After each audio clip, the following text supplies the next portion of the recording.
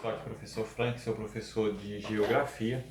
Nós vamos estar falando sobre as contribuições que o povo negro trouxe para a formação do povo brasileiro e como que ocorreu esse processo de introdução. Na aula de hoje vocês vão falar sobre os quilombos, né? Bem, então primeiro nós temos que entender o tráfico negreiro. O tráfico negreiro ele se deu a partir do século XV, onde portugueses e espanhóis passaram a explorar a mão de obra escrava oriunda da África. Muitas das vezes a gente imagina, eu mesmo quando era criança pensava que os próprios escravos, que os brancos chegaram lá, laçaram o negro e transformou ele em escravo. Na verdade, o que aconteceu era o seguinte: quando os europeus chegaram na África, eles já se depararam com esse processo. Então a escravidão ela já existia na África. Eles já tinham o costume de transformar uns em escravos. Então já existiam constantes conflitos entre as diversas tribos africanas. Eles viviam em formas tribais, eles viviam em constantes conflitos e geralmente aquelas tribos que perdiam eram escravizadas. Vale ressaltar que nesse processo, então, ocorreu a ocupação da América no século XX, da África, né, com a entrada de europeus, principalmente espanhóis e portugueses. E o tráfico negreiro ele contribuiu com a cana-de-açúcar no Brasil. A escravidão ela começa no Brasil no ano de 1534. Então, no ano de 1534, chegam os primeiros navios negreiros ao Brasil. Estima-se que 50% ou a metade desses escravos nem tenha chegado em nosso território, tenham morrido dentro dos navios, né? Então, as condições de sobrevivência nos navios eram péssimas. Eles comiam era lavagem, comida perdida, estragada. Então, eram condições subhumanas, de forma que acredita-se que a metade desses escravos tenham morrido antes mesmo de chegar ao Brasil. Estima-se que cerca de 4 milhões de africanos tenham vindo para o Brasil como escravos. Então, em 1534, ocorreu a chegada dos primeiros navios negreiros, e esses navios negreiros, eles contribuíram de forma que o escravo passou a contribuir com a mão de obra da cana-de-açúcar. Então, a cana-de-açúcar foi a primeira atividade econômica introduzida no Brasil, de forma que Pernambuco se transformou em uma grande uma grande capitania hereditária que produzia açúcar. E a mão de obra que realizava essas atividades era a mão de obra escrava. Vale ressaltar um pouco da história, meio que com geografia, que a gente se pergunta por que existem poucas pessoas negras proprietárias de terra no Brasil? Por que existem poucas pessoas negras que são doutores no Brasil? Então isso é um fato histórico da própria formação do povo brasileiro. Essa lei aqui, ó, Lei de Terras, essa lei teve um passo decisivo, um passo muito importante para que os negros não possuam terra hoje no Brasil. Até você pode observar que é raro você ver um fazendeiro negro. Não é eu que estou sendo preconceituoso, é uma realidade, né? Essa lei aqui, ela foi aprovada no ano de 1850. Acompanha comigo o que ela diz. Toda terra devoluta somente será adquirida através da compra. Antes, até 1850, a pessoa poderia adquirir uma terra através da doação. Com 1850, a terra só poderia se dar através da compra.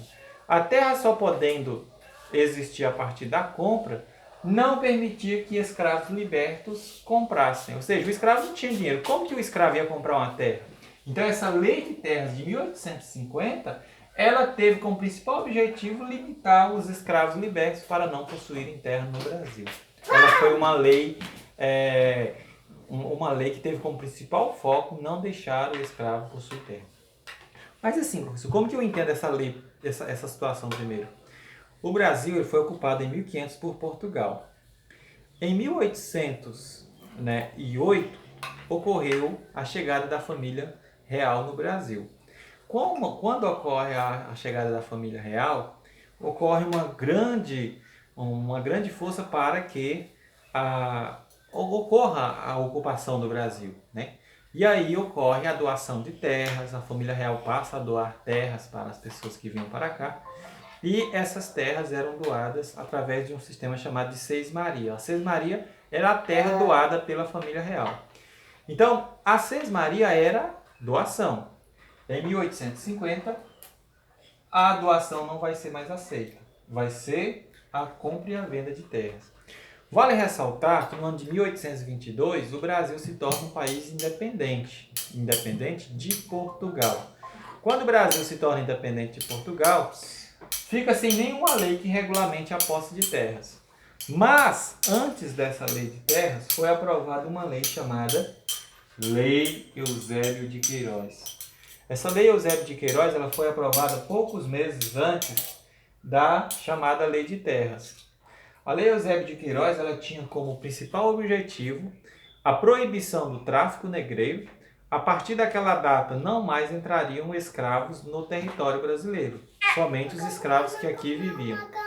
Outra questão interessante, a partir daquele período, todo escravo que tivesse 60 anos se tornaria livre.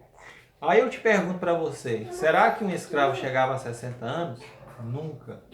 O máximo que um escravo vivia era de 40 a 50 anos. Então um escravo ele durava uma média de 10 a 15 anos de trabalho, porque ele era submetido a uma condição de trabalho muito forçada.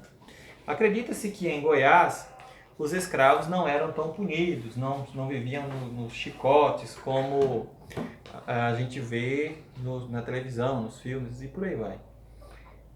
Porque na verdade era difícil chegar escravo a Goiás. E outra questão, o goiano era tido na época do Brasil Colônia como mal pagador. Então, ocorreu a vinda das primeiras bandeiras à procura de ouro, né, já no século XVIII, bem mais tarde.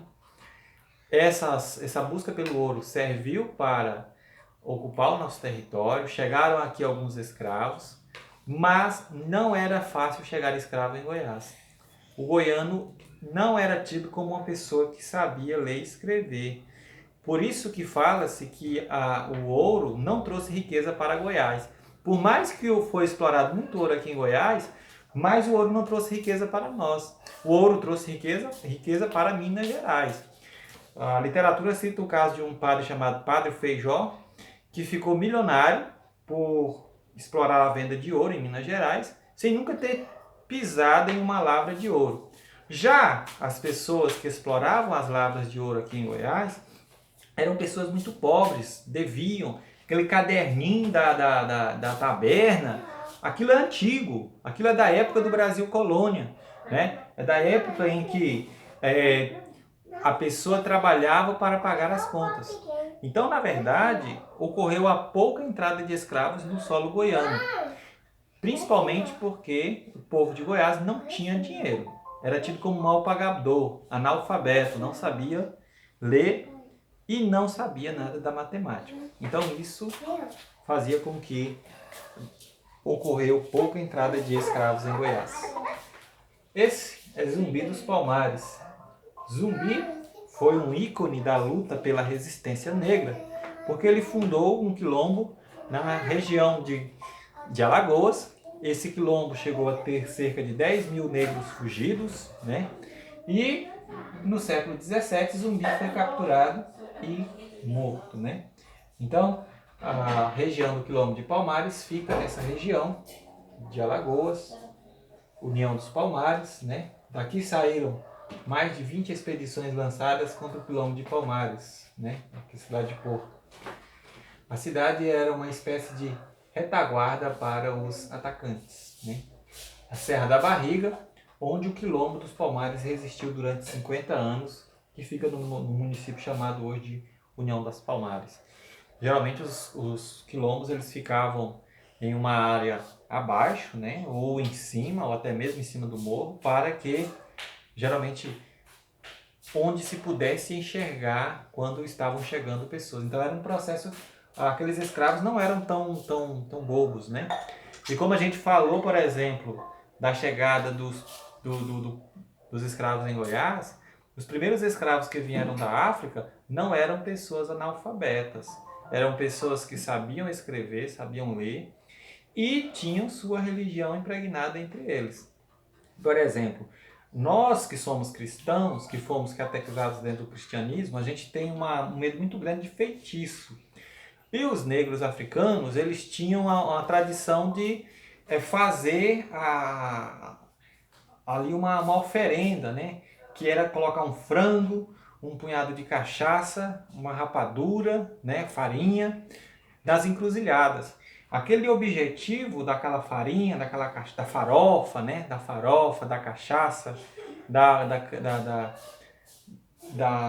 rapadura, era fazer com que aquele escravo fugido que passasse por uma encruzilhada, aquele escravo fugido, tivesse algo para comer, né? E foi propagado que aquilo era feitiçaria, né? Zumbi foi morto na Serra dos Dois Irmãos, que corta o atual município de Viçosa. O líder negro foi morto em 20 de novembro de 1692. Zumbi, Quilombo dos Palmares. Em 1602, a primeira expedição punitiva, comandada por Bartolomeu Bezerra, tentou pôr fim a esses ajustamentos de fugidos. Em 1675, Palmares, na Grande Serra da Barriga, Alagoas, contava com cerca de 10 mil habitantes.